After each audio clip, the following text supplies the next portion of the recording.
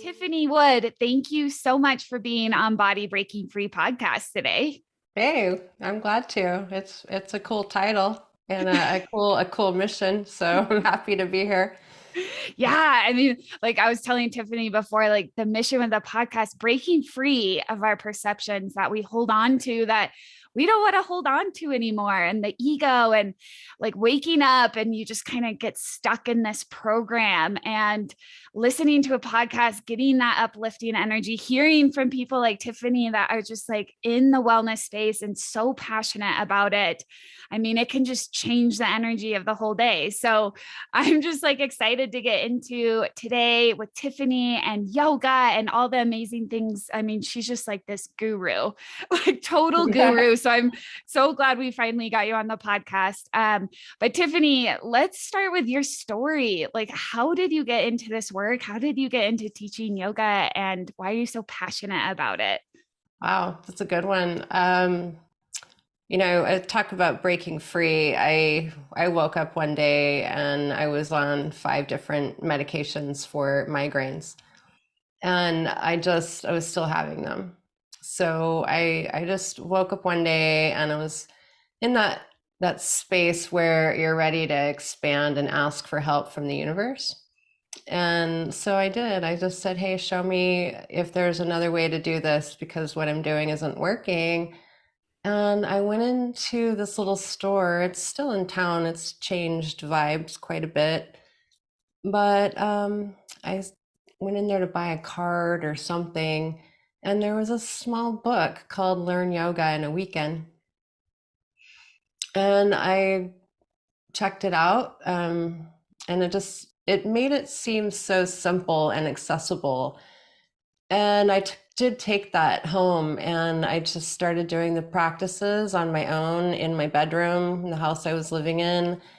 And you know what? Lo and behold, I started to feel better, and I started to really feel more grounded and more peaceful. And I just joke now that, 25 years or 26 years later, I'm still learning yoga in a weekend.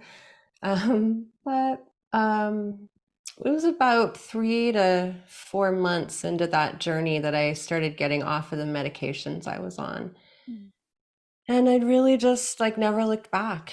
It just became the yes that opened my life to so much more. And I'm grateful. I'm grateful for that moment where you feel like there's just whatever I'm doing isn't going to work anymore. And so I was attracted to your podcast intention and your title, like when you're ready to break free of the old story and the old patterns that are holding you back, but you don't quite know what sometimes. And that's where I was.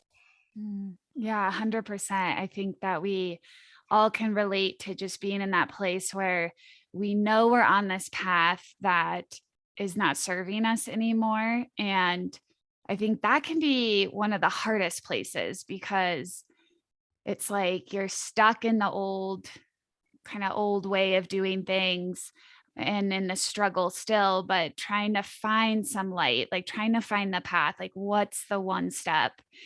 And I think a lot of the time the ego can kind of take hold of that story and be like, oh, you need to take one step in the perfect right direction. Because like that's where you need to go, and it almost prohibits us from making change in that way because there is no perfect step. And in your story it's so beautifully well said, is that it is kind of a surrender, and you just let the universe guide you and something shows up, and it doesn't have to be perfect. It can just be kind of this like, oh, like there's a book or there's something like a class, or it's like just following that sense of intuition, but also just curiosity and letting yourself off the hook. um for me, it's funny that you said that, Tiffany, is I'm actually going off some antidepressant medication right now. And I've been on three separate ones, and I'm on the last one right now. And it's scary because you've been relying on this medication for so long. And Mm. but like at the same time, I'm like, I don't know what's going to happen. Like, all I can do is I can trust that little whisper inside me and say, I know that this is the direction I need to go. And this is the best way to take care of myself right now. And before, it was like staying on the medication was what made me feel good and comfortable. So, yeah, I think it's like, I just make that point because I want us all to just remember, like, there's no like right or wrong. Like, nobody's going to give you the perfect step by step formula of how to approach your struggle. It's just when you get to that point, you want to change, exactly like Tiffany was saying, like, you don't know. You just kind of have to surrender and Yeah. let the universe guide you in that way. You Well, have then any comments? you have Yeah. to show up and do the work too. Mm. Like if something resonates with you and you're paying attention enough to go, okay, I feel small improvements, and those small improvements support you to keep going. But, there's that piece of you that I think is actually in somewhat tied to ego, and the piece of ego that has to want something good for yourself and has to want to not just go on autopilot and trust mainstream thought pattern anymore. Like to me, like ego is actually a pretty valuable resource that when it's in alignment with the highest good and we can figure out what that alignment is and really listen to that inner resource, then that's a good healthy use of ego stepping in saying, you know what, I'm going to help take care of you. It's not always a bad thing, the ego. Yeah, 100%.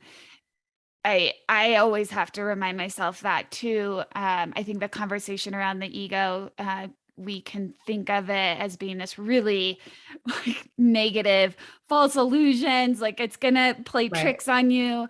But sometimes I have to remind myself, like, living in this earthly body is like so full of yumminess and joy, and the ego allows me to just feel like the sensations and eat yummy food and put my arms up in the air and go to concerts and feel the dancing. And yeah, I'm so glad you brought in that perspective. And tell me more about that alignment, like the clarity of finding that alignment with the ego and with your higher self. Can you tap into that a little bit more?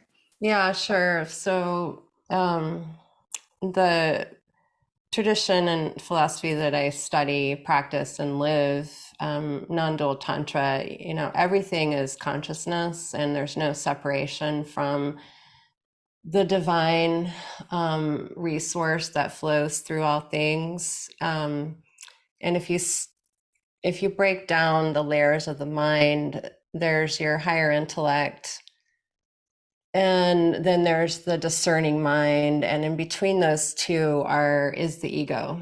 And I feel like the ego is aptly placed because it allows us to acknowledge our preferences. And to me, that's one of the most powerful teachings in the yoga tradition, is really getting clear with what is your preference. And you are a distinct, living, breathing, very vibrant, unique expression of the one source. But to really understand, you know, I like this, I don't like that, is a very valuable midline in which to live. And you wake up and you feel like shit on any given day or multiple days, and you're like, I don't like this. And maybe you have a good day where you're like, I like that. And how do I have more of that? Because I feel like one of the things that happens in people's lives is we might get so bogged down by I don't want, or I don't like, or this isn't working, or I don't feel good, or I'm not right and I'm not perfect, like you said, but really you are.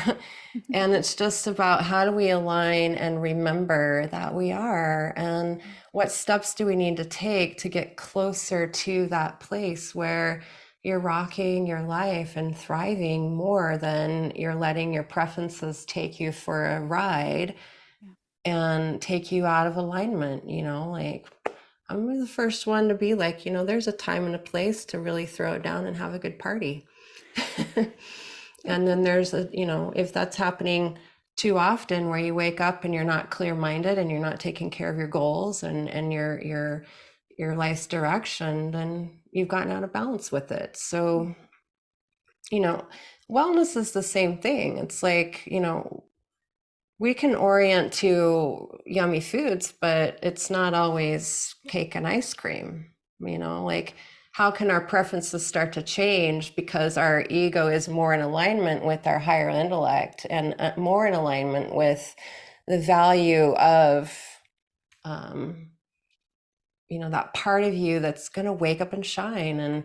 And when you don't feel like shining on a particular day, what steps do you need to do to come back to that place where, oh, this is really the essence of who I am, and that cloud that's been following me around, I get to shake it. Those are choices, preferences that the ego helps us make, for sure. Right. Right. And I find that in my daily practice, the more and more I can just be the observer of my preferences, the less attachment I have onto them. So, like, when I'm in a place of maybe just like a little bit less in alignment, I get into this place of high anxiety, and then I start controlling things, and I'm in a very like, I like this, I don't like this, which, is kind of blurry in itself because I've realized too, my preferences obviously have changed over time. And I also feel like some of my preferences have just been from conditioning or the way I grew up and what I saw, my friends, my parents, um, Yeah. which like kind of brings me back into when I can be in that place of being the observer. It just allows me to wake up and just go through my day with more of a sense of ease, more of a sense of flow, and less of that attachment onto like, I want this, I don't want this. Because I've struggled with that for so long. I think it's really reflective in my relationships. Um, and like different attachment styles, but my attachment style is pushing the other person away. And so when I'm feeling suffocated, when I'm feeling like I don't have my own space that day, I don't have my own time, then it's like this frantic energy. I'm trying to, like be a people pleaser, but at the same time, I'm pushing him away. And then it's like, oh my gosh, I'm like the possibilities. And I love the word, like that vibrant expression that you said, that is like sucked. It's like gone from the day. Like I have this very confined view of now my day is scheduled. Now I need to do this, this, this. Now here's my free time. Here's what I'm doing. Here's what I'm not wanting to do. Oh, it's like hard just to talk about it. But I do find that like preferences in itself sometimes like can be moot. Like, I mean, not completely, but like, isn't there kind of this place where you can just be the observer and just find a sense of curiosity with the day and just open up to the magnificence of whatever happens? Hmm. I think there is a beautiful time of day for that to happen, and I think it would be different for each person, and it's really important to tap in to that moment during the day. For a lot of yogis, it happens in the early morning hours before dawn, where we open to the infinite possibilities of the day, and we're really tapped into the highest vibration of creative source energy. And when we tap into that first thing, which is a hard shift for a lot of people to make because it requires a whole list of other wellness habits to get to the point where you can willingly and want to set up your life so that you have some moments of stillness throughout the day where you've tapped into the essence of who you are in such a way that your program is you're finding more free time throughout the day because you are clear on what it is you're creating and what kind of vibrations you're wanting to entrain with. And yeah, um, There was a lot that you just brought up, the attachment styles and so forth, and to really understand and how you interact with other humans when you feel overscheduled or you don't have enough space in your life, and each of the attachment styles being, I think a very unique deep dive that people can understand more about themselves. How do you relate to others, and really, what is going on within yourself? And to me, the practices of not just yoga, but um, all the places that are going to bring you into deeper knowing of who you are. Um, it's important to do, and important to know, when do I create enough space in my life so that I can get clear with my next steps are, so that I don't people please, if that's your thing, and or enable, or whatever the pattern is that's going to keep you from really aligning with the guru that lies within you. Yeah. So Oh, I love that, how you phrase that, Tiffany. Like that was, you just hit the nail on the head there. I feel like what you said about that deeper knowing of who you are and finding the ways to tap into that. I just like love that. And how you're talking about like, yeah, like if you find the time in the morning to be able to find that energy of self, like what a beautiful way to start your day. And I think at any point too, for me, like especially when I was first kind of understanding this whole concept, it's like the more I could find a time to, and also a new perspective of my wellness, as these are the ways that I can tap into that true essence of myself, which you can also call it, universe or higher self.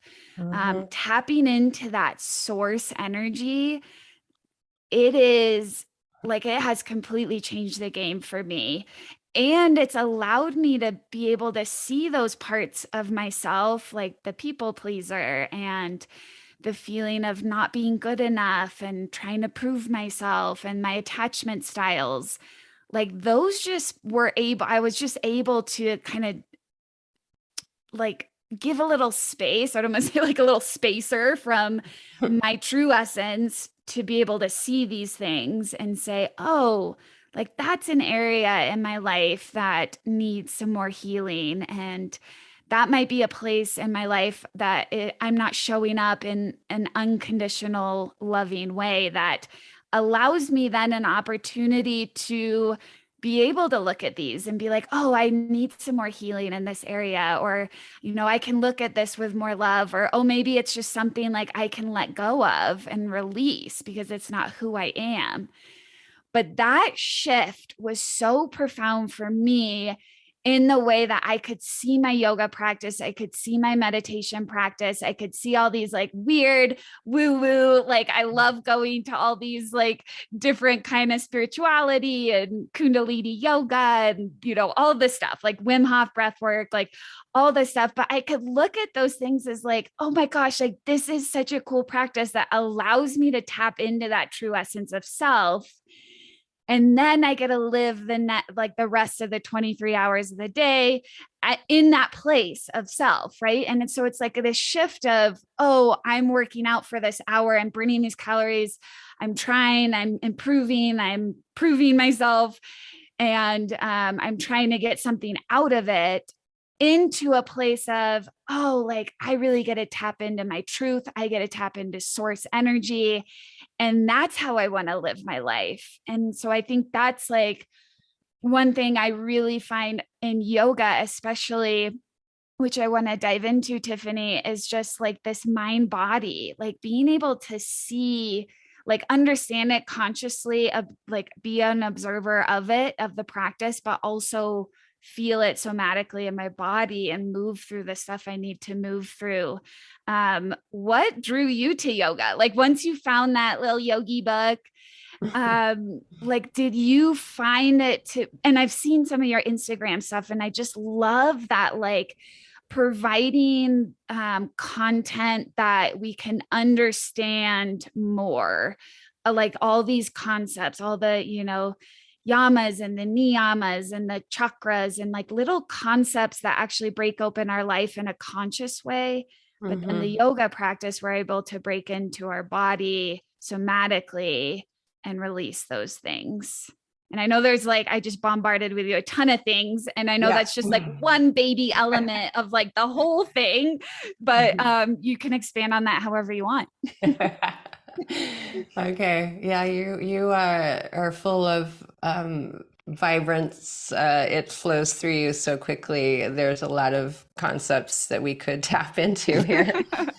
Maybe not Um, the best podcast host because I'm just like bombarding no, the it's cool. guests. You know what? The vibrancy and the playfulness of your nature comes through, and I think that the excitement you bring to this is it tells us, you're in the right place because you can just see and feel that your heart is lit up. And to me, that's what I noticed. That's why I kept going back to yoga. I would feel better and better and better. And I noticed when I didn't show up for my spiritual practices that I would fall off my map. And then I just started noticing the kind of people that I like to hang out with were really, truly the people who were invested in a growth oriented life. And, I look at it now as like,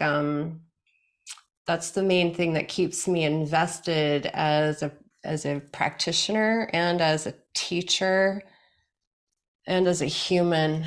I believe we're really at our best when we feel like we're pushing a growth edge wherever it is, whether it's in business or in our wellness or it's in our relationships. As long as we are making some progress, we feel better about ourselves.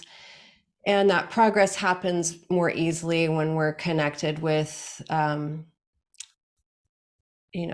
really identifying what is I look at it like a diamond of there's people, our people set. We have our skill set and our tool set and our mindset and then our people set. And the yoga practices can both be a tool set and also the thing that we show up where we've got our skill set because we have to be able to use the tools that we have and to be willing to use them. So there's so many tools in the toolbox of wellness that you tap into, but then to know that your mindset is like, I really thrive when I'm connected to a people set, people who want to go on this path with me. And that's what I've learned over 25 years. And it's why I'm so passionate about this. I love providing space for people to connect with growth mindseted people. And then you start to really identify it's important to have people who are practicing the skills, invested in using the tools, open to changing their mindset so that they can rewrite um, their story of evolution keeps being exactly that, an evolutionary process instead of a stagnated process. And then when we really connect with that growth oriented people set group, it's important to have people that are at your own level, that are going through the same challenges and tribulations that you are, that you can learn from because they might access a different tool for another, or they might have a different skill to use the same tool that you can, and you're learning from your peers. That's really important to me. Like, I really thrive on creating a dynamic where it's a community driven process and there's not really one leader. We're all learning from each other. And with that said, there has to be someone in the room. That's why I understand why people like to hang out with me. I'm just, you know, a step or two or three or maybe sometimes 10 ahead of where people want to be in their life.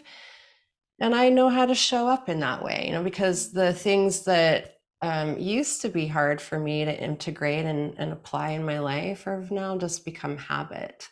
They're automated and they work. Like it's not a question for me what my morning routine is, it just happens. It's not a question for me when I travel and I get out of a time zone, how I shift that morning routine so that it still happens. And it's why I show up to teach yoga, because I can be having the worst day and all of a sudden it doesn't get to matter anymore. And your highest self gets to show up, and the people who show up lift me and I lift them. And then it's important for me to have connections in my people set of people that are thriving at a level that I don't quite have in my grasp yet, Mm. you know, like so that they keep me at the edge of my growth process. So that's what's so cool about it all. And yoga can be so many things to different people. Like it's just, in my opinion, way more than the physical practice or the meditation practice. It's really how do we create connections to, you know, reverence for how we live in community and how we show up in communion with the world around us, and stay in our heart more than we stay in our doubt. And you know, it's part of the toolbox. And so, you know, can you learn a lot about yourself through a downward dog? 100%. Can you learn a lot about yourself by having to sit in stillness for, you know, anywhere from 2 to 20 minutes every day? Absolutely. Can you learn a lot about yourself when you're, like you said, you're observing your behaviors when you're out to dinner and you might be feeling insecure, and you have to access something that maybe you learned from somebody else that says, hey, you know what, when I feel that way, this is what I do, and you remember it, right? And Oh, Tiffany, that was so good. I loved like everything that you're saying. I was just soaking it up. That idea of bringing in that people set, like that connection with other Mhm. people, that's one of the most profound things I think I've heard on the podcast. And I think it's just like in itself is just such a profound thing. It's something that all of us are craving is that soul connection, and also being with other people that you exactly what you said, like being where you are, giving yourself that permission, and them being that support system that they might be in the same place or similar place as you. And then you also saying like surrounding yourself with people that might be thriving at a little bit higher level. And it's like and I think about the body keeps a score, and Bessel van der Kolk talked a lot about the how we just all so innately at the root of everything want to feel that belonging and that connection. And I didn't understand that for so long. And like I talked about earlier, my attachment style is pushing people away. And I was more of an introvert, and oh man, it's like it's crazy how the once you start to realize how profound other people are and significant in your life and how you feel, and when you go to that in-person yoga class, how you're bringing in that energy of other people that surround you, like how significant that really is so like such a great topic just to talk about yoga. And I'm so glad that you brought that in. And I like this is perfect kind of transition into your retreats, because I often kind of think like, why are certain people like so like love leading retreats, and why is that such a big deal? And we can kind of tap into that community aspect that you just talked about, Tiffany. And maybe there's success that you see in your clients because of that community healing, because of that leadership with you, but also that integration of you just have that like grounding energy of being like, I'm in it with you guys. Like Yeah. I'm in it too. So there's something to be said about that as well. I can just see how you'd be such an amazing leader. Tell us about the retreats. Like, what's that energy? How do you see that success happening with that community connection? Hmm. That's it blows my mind, and it is the reason why I love doing retreats. I mean, logistically and from a business perspective, they're a lot of work. I mean, you gotta want it. Um, but what I always align myself to, and I get so excited about when I see who starts to sign up for it, and if I know them, I can understand a little bit about, oh, cool, this is where this person gets to grow because they're going to spend an entire, whether it's a 3-day retreat or a 7-day retreat, it's a deeper dive. And they've had to put some of their life on hold, and they've had to set boundaries in order to do that, which is really cool.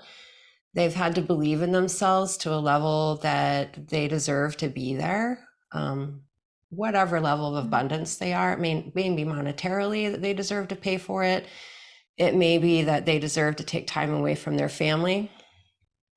Um, it may be that they deserve to go do something completely unsupported with a loved one or a friend, and they have to dive into unknown territory because they're ready to make that big of a shift for themselves. I don't know what it is always, but what I do know when the group starts to formulate, like I get really curious, like what's the common thread that's tying this particular group together, and what tapestry are we going to weave in this period of time? And, one thing that's cool is a lot of my retreats are, I call them repeat offenders. They're people who come back over and over and over again. And it's because they know at this point that tapping into that wellspring of community and love and the deep dive that happens physically, mentally, emotionally, spiritually is what they need to keep leveling up. Yeah. And I've watched people shift.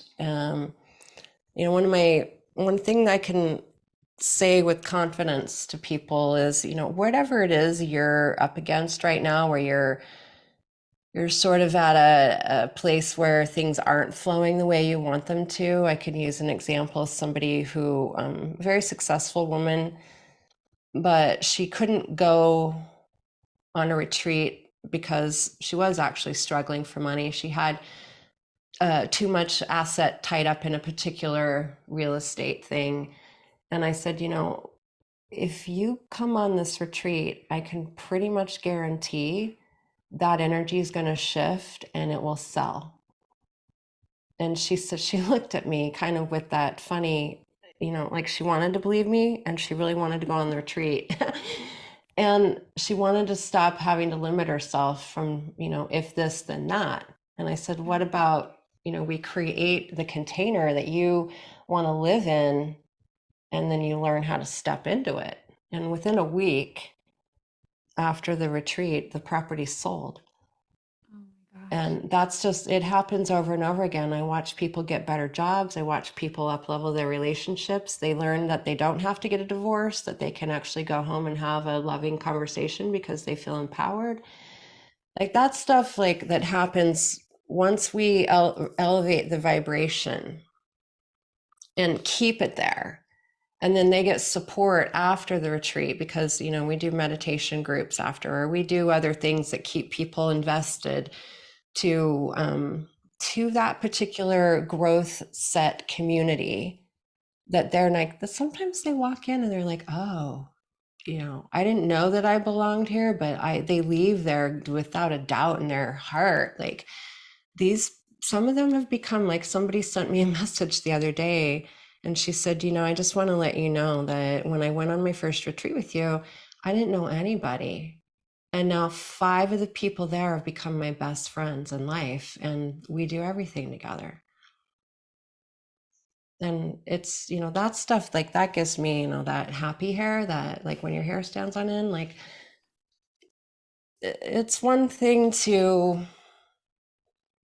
feel like, oh, And here's what I know 100%. When I'm talking to people and interviewing them about, is this retreat right for you? I look for why they want to be there. I totally, like, that's important to me.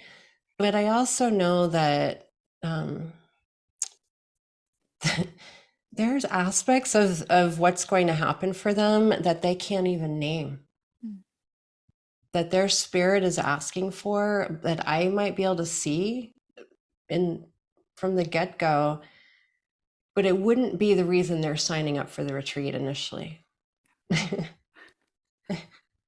It's just, there's this magical thing that happens. And I don't know what it is about me, but I thrive in that environment so profoundly. And to be able to show up and step in and live that uninhibitedly and at the full capacity that I know how to it's like, I'll never stop doing this because it is what keeps me elevated and thriving and alive. And if I have one of those days where, everyone has one of those days where you're like, everything goes wrong and this doesn't happen and that doesn't happen. And like by the end of the day, you just feel like you should give up. I mean, I wrote a post the other day, like, man, I think I'm just going to become a sandwich maker. Like, it would be so much easier. Not, no offense to people who make sandwiches. It's just like, it just seemed in that moment, just like a simple solution to backing off of what I have to do to show up to create the world I want to live in, because doing hard things is important. And when I get to those days, I tap into, and I do visualizations all the time. Mm. I did one this morning of someone in the Joseph retreat that just happened last weekend, and she walks up to me with tears in her eyes. And she says, thank you for showing me that I get to be who I am. Thank you for showing up in, because I'm the kind of teacher that's going to drop an F-bomb probably more than some people are comfortable with. And, she just said, thank you for showing me that I get to show up and actually be myself. I don't have to be this pious yoga teacher that has everything right. It's just, and that was the particular moment I focused on today. Like, why do I keep showing up for this? Because people living in their authenticity is only going to create a better world. 100%. Oh my gosh, Tiffany, like my soul lights up when I hear you talk about that. And I think it's because you are thriving talking about this topic and tapping into that energy. It just also gives me chills. Helping people step into the life that they deserve and feeling worthy, feeling good enough to show up in that way. I have heard from a lot of the listeners about this underlying feeling of, I'm not good enough. And that takes a little work just to be able to see that part, because usually it is these surface level, like I need to make more money and I need to, eat better, like blah, blah, blah, exercise more, blah, blah, blah. But I see this like deep unworthiness, and I think that's what keeps me going is, we being able to let that go and see that what you talked about at the beginning, we are perfect. Like we are this perfect beam of light and love. And the lie is that we're not good enough. The lie is that we're not worthy. And that deserving part, just that one step of being able to say, I deserve to go to this retreat, or however, whether it's monetary, what you talked about is like in a way of that being that growth minded, being like, I want to show up and be better. I want to grow, whether it's superficial or not. I talked with Adam Lewis a few episodes ago, and we were talking about sometimes you show up with this superficial reason, and that's okay. Like you meet yourself where you are, and your soul is telling you something deeper, and it will show up. It will show up for you. And the truth will get uncovered, and bringing in that authenticity more. And this container of the vibration. I want to talk a little bit more about that because I think having a resonance of energy and being able to tap into that in a retreat, you can really feel that higher vibration. You can really feel that and carry that into your life. I have learned so much about being at this place of feeling unlovable, feeling not good enough, feeling not worthy, and trying to perform, trying to do, and go. And it didn't help, right? Like I didn't start feeling better about myself. And then I started trying to tap into these higher vibration of energy, like gratitude and acceptance and feeling love and listening to people on podcasts that gave me that uplift of energy. I started to realize, oh my gosh, what I was missing was tapping into this energy. Like we're all chasing a feeling, right? Like we're all chasing that feeling, and that's that vibration. And so talk about that at the retreats a little bit, Tiffany. Like, how do you see that influencing, and like how do you see that energy? Because I think a lot, like I want to talk about the energy a little bit, because I think a lot of us are in this mindset of like energy is a little woo woo.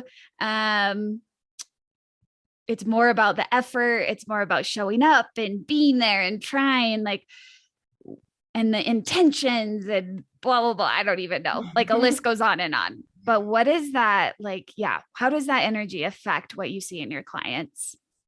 Well, I want to back up a little bit. And for me, I think one of the things that's most important, when we talk about, it's true, we could narrow down, I call them the black holes that we get sucked into, like I'm not enough, I'm not good enough, I'm not lovable enough, I'm not smart enough. Those are the three main enoughs. um, and really what I think is so powerful for people is to realize, you know what, we are perfectly imperfect. We're bent, we're crooked, everybody has funky toes on their feet, and, part of their body that you're just like, this, I don't even know where this came from and why is it here? Or, this thing that you do that, nobody understands, but it makes you who you are. And how do we start to embrace those, the kleshas, the imperfect, the stains or the marks that, do come in and, kind of disrupt our vision of who we think we are, and our culture is very much taught to perform and to perform on a standardized scale, where a lot of people don't fit into the standardization, and they would thrive if they were allowed to color outside the lines and so forth. So that's what I think is really important. How can each person, first of all, feel what they're feeling and recognize it is human, and they're human, and the mistakes we've made and the challenges we've are going through are really truly probably going to be your greatest asset at some point. um if you're going through a divorce and your heart is broken, bring the broken heart and let's love it and nurture it. And once we you get to tap into, there's a lot of hurt there and a lot of betrayal or whatever's going on, you can also see that there's that deep yearning to feel full again, and that's what's going to lift you to that higher vibration. And we must tap into that desire. Desire not being a bad thing unless it's taken out of alignment and becomes greed. But really truly, the energetics of it, like the woo woo part that I just, that part, that's a different journey for each person, and some people will never be able to get there. Just like, I can't expect every single person that comes into my field to automatically embrace the om, or like it's all one. There's this big universe, tap into the energy of it. We have to meet people where they are and let where they are be the place where we teach them and show them and reflect to them that they're enough. And that reminds me of that question you wanted to know, like the last retreat I just taught, where we really cultivated some I am statements. And that was a powerful retreat. Like, people really got it, that I am enough. And fill in the blank of what enough is for you. It's one thing to think it. It's one thing to use an affirmation and repeat it and over again until um, you might start to believe it, or and then when the doubt creeps in, you have to, you throw it away and you're like, oh, screw it. It didn't really work. Um, but to start to be able to feel it, and to me, that's where the asana practice comes in, and how to skillfully cultivate an asana practice that generates a deeper why. And this is one of my really big passions. It's you got to be able to take people to a threshold where they can have success, but they also realize there's still room to grow. You've got to be able to take people whose skill sets are excelling in the room and celebrate them in such a way that it inspires the people who are struggling and invites them to want to step up and play with the people who are just past their skill level. You've got to take the people in the room who think that they're so enough that they're like Teflon, right? And everything's just gonna, like, you can't get in here. But really inside there, all they want is to, have to let down their shield and stop proving that they're enough to somebody. And so, like, each person's a unique blend of perfect and perfect. And how do you inspire each person then to feel comfortable and safe? So that's another thing, that's really important to me, is safety within the group dynamic and allowing people to touch in and be vulnerable just enough. And usually there's one or two people that are willing to break the ice and to know who they are and encourage them. And then sometimes there's people in the room where you get to encourage them to kind of back off a bit and not be the shiny star, so that others can raise their vibration because they're lurking in the background and afraid. So, like, it's a really fascinating psychological behavioral science experiment, like, how do we take the pool of people that are in the room and start weighing in the the unique vibration that's going to raise everybody a little bit higher.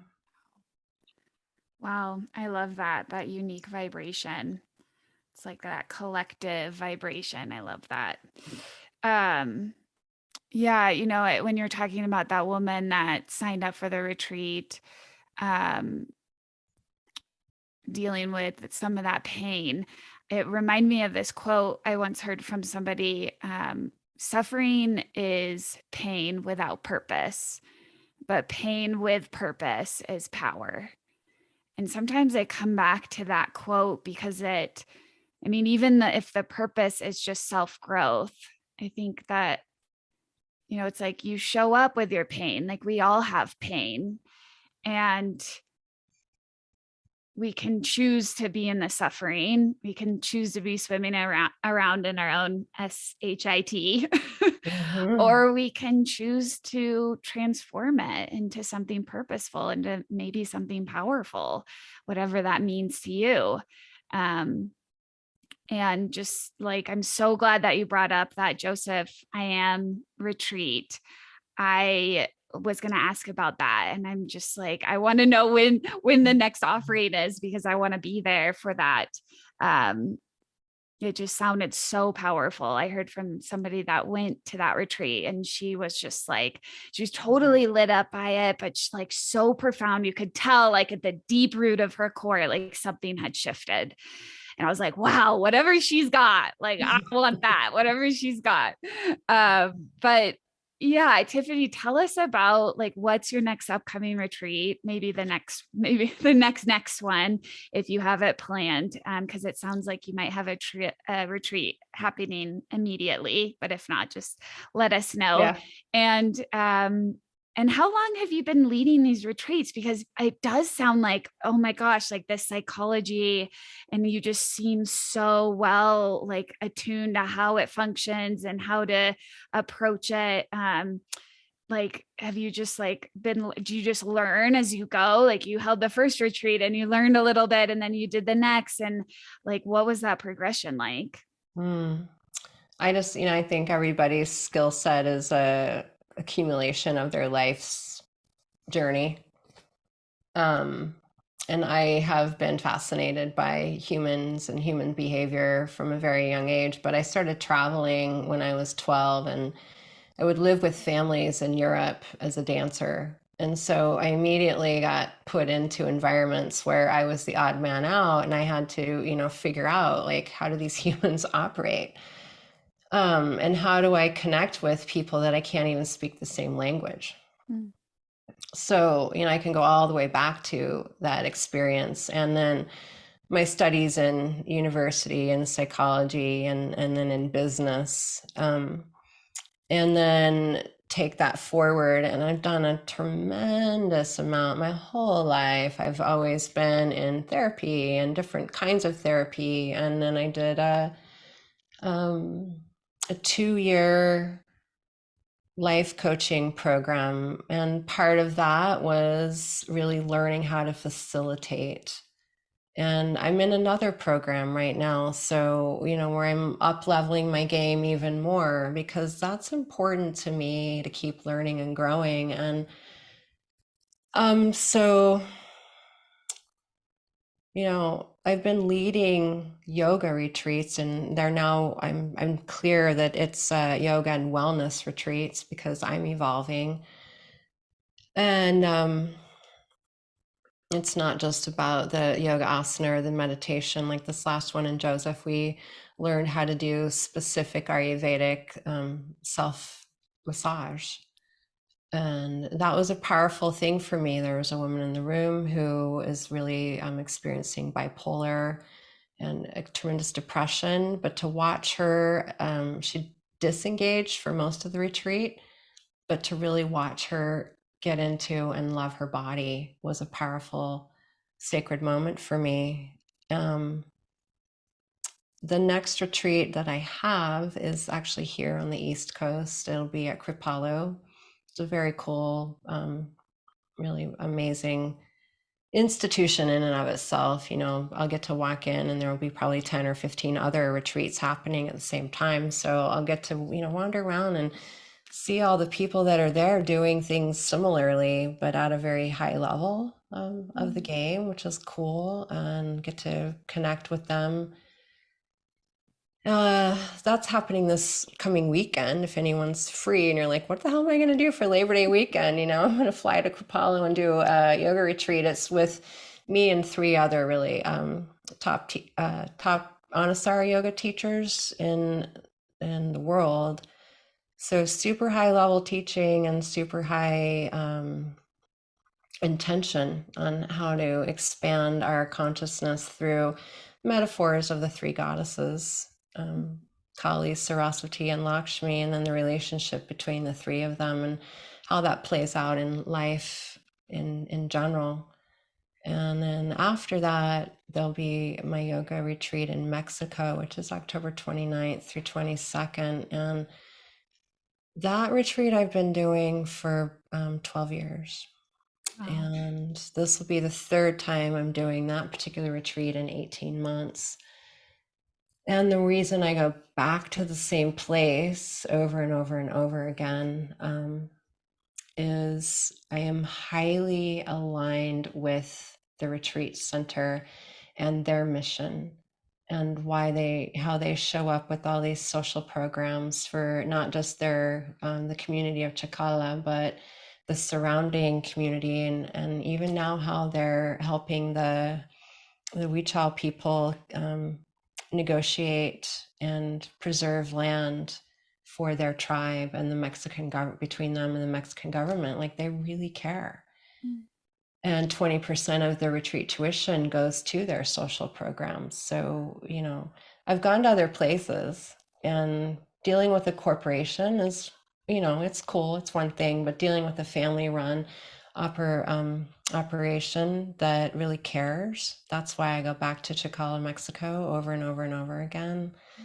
Um, it just, so yeah, that'll be the next one. And then I think I'm going to take a break for a little while after that and reinvent a new habit evolution and lifestyle wellness program for people to really take part in a year-long group dynamic of really coming up against their where is it that you need support in order to up level your wellness. Maybe you've got an autoimmune dysfunction, or you've got anxiety chronic, or you've got sleep dysfunction, or chronic inflammation of any sort, whether it's showing up mentally, emotionally, physically. And how do we take some and evolve your habits so that you can really show up and do some good healing. Wow. Wow. That would be like so life changing. That's amazing, Tiffany. And I can tell that you just like you like have this essence of just keep growing, keep changing, so that you can show up for the people and for out of service. And it's just like it's so inspiring to hear Yeah, that. thank you. Yeah. um yeah, I think like this like I've learned so much from this conversation. I'm just like so honored to sit down with you and chat. Last question I love to ask all the guests that come on is sharing their own daily wellness routine so we can gain a little bit more inspiration into our own daily practice. Mm. I saw that on your list of questions and I was like, oh, that's a good one. For me, my daily wellness routine starts the day before. Like I'm consistently asking myself, how do I want to feel tomorrow when I make my choices today? And so eating an earlier, later dinner and going to bed, I'm in uh and this is hard for people in this culture, but really, if we look at the biological clock and the way nature works, like there's times that are more appropriate to do certain activities. And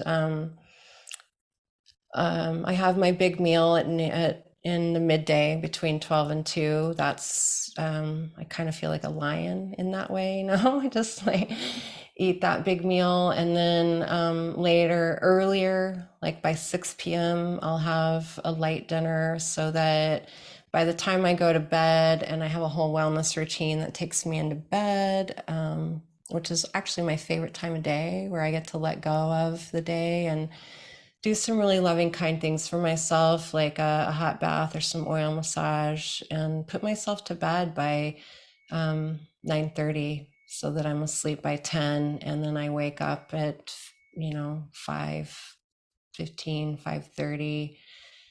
I just traveled to the East Coast, so I let myself, sleep in today until 6:30. And then it starts in the morning with scraping my tongue and drinking enough hot warm water that I have a really good poop, and make that a priority for myself. And then that goes into a little bit of meditation and a little bit of breath body practices that may only last for about 10 minutes. But to get in my body and really like feel my breath and my body moving. And I'm a big fan of breakfast, so all that happens before breakfast. And if I set myself up like that, the whole rest of the day goes so well.